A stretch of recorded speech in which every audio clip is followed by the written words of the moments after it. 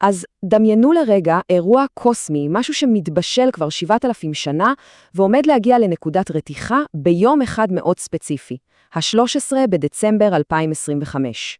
היום אנחנו הולכים לפרק מסר די מסתורי שטוען בדיוק את זה. המטרה פה היא לא לאשר או להפריך, אלא פשוט להבין יחד פרספקטיבה שאולי, רק אולי, תשנה את האופן שבו מסתכלים על הכאוס בחיים. משהו יוצא דופן מתרחש, שרוב האנושות לעולם לא תבחין בו. וואו, הציטוט הזה הוא בעצם לב העניין, לא? הוא רומז שהאירועים הכי גדולים, הכי משמעותיים, הם לא תמיד חיצוניים ורועשים. לפעמים הם פנימיים ושקטים. המסר הוא שיש מציאות שלמה שמתרחשת מתחת לפני השטח, והיא זמינה רק למי שמוכן להקשיב. אוקיי, אז כדי לפנח את המסר הזה, נחלק אותו ל4 חלקים. קודם כל, מה זה בכלל האירוע הקוסמי הזה, ולמה הוא גורם לכל התסיסה הרגשית הזאת? שנית, מה בדיוק קורה שם למעלה בשמיים, שיוצר את מה שמכונה הטיהור הגדול? שלישית, וזה אולי הכי חשוב, איך אפשר לעבוד עם האנרגיה הזאת במקום שהיא תציף אותנו? ולבסוף, מה הפוטנציאל שמחכה לנו בצד השני של כל זה? יאללה, בואו נתחיל. אז בואו נתחיל מהלמה. אם יצא לכם להרגיש בזמן האחרון שיש יותר עצבנות באוויר, יותר ויכוחים שצצים משום מקום, או פשוט תחושה כללית כזאת של אי שקט, אז לפי המסר הזה, זה לא סתם יום רע, זו בעצם תגובה לאנרגיה קוסמית הרבה יותר רחבה, מן רעש רקע שמשפיע על כולנו, בין אם אנחנו מודעים לזה או לא. וזו נקודת המפתח. זה כל הרעיון. המסר הזה מציע לנו להפוך את הפרספקטיבה לגמרי. במקום לשאול, רגע, מה לא בסדר איתי? השאלה הופכת להיות, מה מנסה להשתחרר ממני? פתאום, אותו כאוס בדיוק יכול להתאפס לא כקריסה, לא כהתפרקות, אלא כטקס, טקס שחרור מקודש. ואז, בום, מגיע התאריך הספציפי הזה, ה-13 בדצמבר 2025.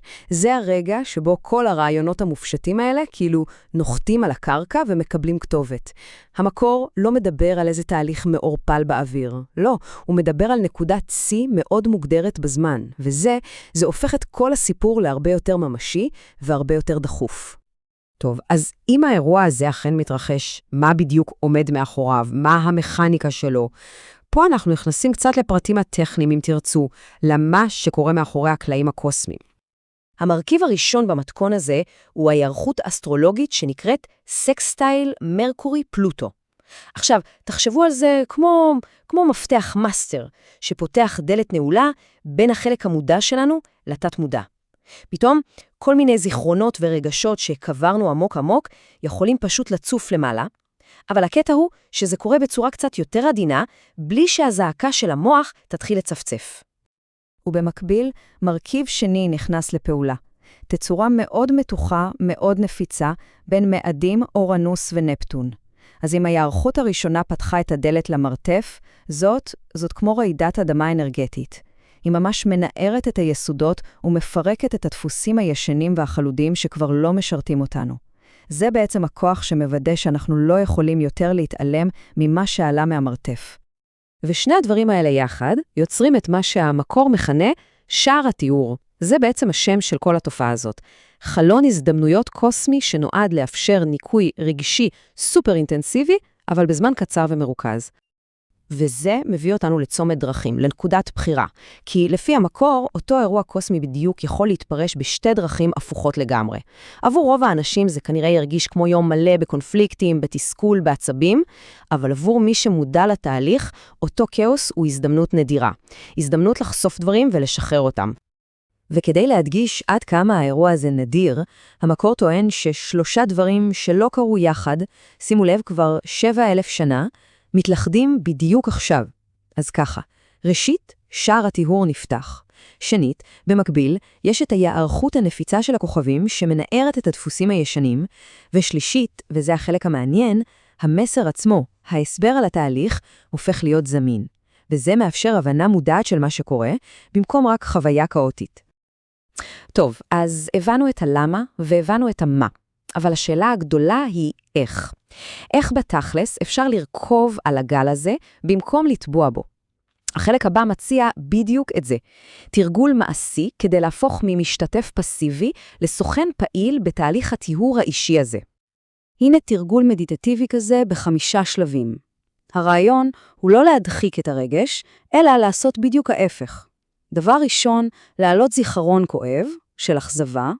שנית, להרגיש איפה הוא יושב בגוף. שלישית, וזה השלב הקריטי, פשוט להתבונן בתחושה הזאת בחמלה, בלי לשפוט אותה. רביעית, להודות לה. כן, להודות לה על התפקיד שהיא מילאה פעם בהגנה עלינו, ולבסוף להציע במודע על הכוונה לשחרר אותה. אבל אז כמעט תמיד קופצת ההתנגדות. המקור ממש צופה את השאלה הזאת, שברור שהיא מגיעה מהאגו. אתם יודעים, הקול הזה בראש שאומר, רגע, אבל אם פגעו בי, אם אני אשחרר את הכעס הזה, זה כמו להגיד שזה היה בסדר.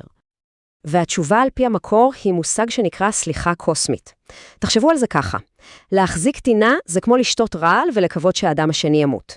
הסליחה הזו היא לא עבורם, היא מתנה שאנחנו נותנים לעצמנו. זהו אקט של פשוט להניח את המסע הכבד הזה, כדי שנוכל סוף סוף להתקדם בחופשיות. אוקיי, אז עברנו את כל התהליך המאתגר הזה, בשביל מה?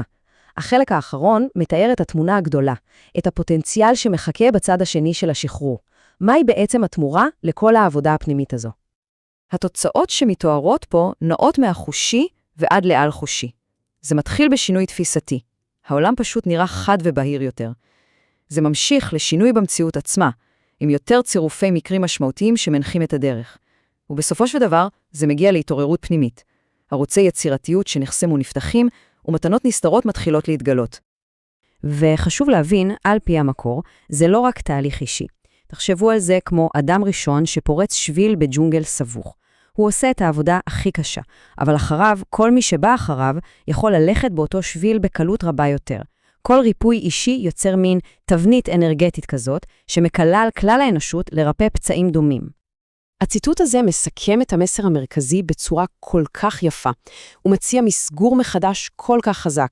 הכאוס והקושי אינם סימן שמשהו משתבש, אלא סימן שהחלקים סוף סוף מסתדרים במקומם הנכון. זוהי טרנספורמציה, לא קריסה. ונסיים עם השאלה הפרובוקטיבית הזו, שמזקקת את כל המסר כולו.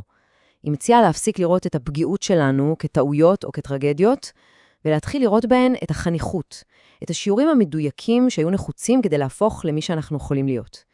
משהו להרהר בו.